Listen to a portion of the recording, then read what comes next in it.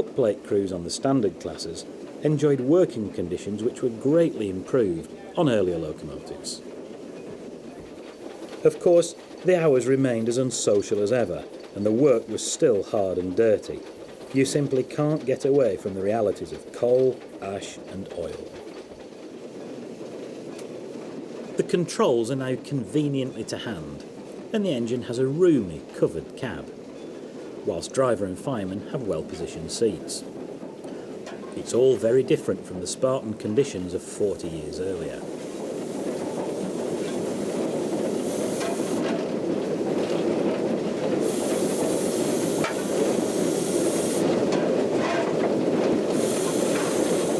The fireman generally rides on the right-hand side of British steam locomotives and, when not shoveling coal and managing the boiler, assists the driver with the sighting of signals, a very important job.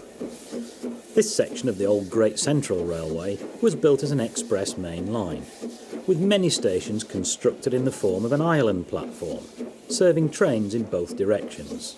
This was much cheaper than building two platforms. That's the driver applying the brake. The fireman swaps tokens, which are the driver's authority to run over single-line sections of track, an essential safety system.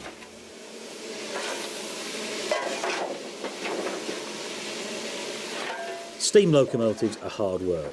Each one requires a crew of two, and furthermore, someone has to be on duty hours before the first train to light the fire, raise steam, and oil all the moving parts. Back on shed at the end of a working day, the fire must then be removed, ash shovelled out, and more coal and water taken on.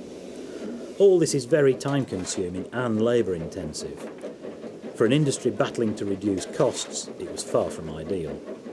Small wonder then that in the difficult days of the 1950s, diesel and electric traction were being seen as the only way ahead for the railways.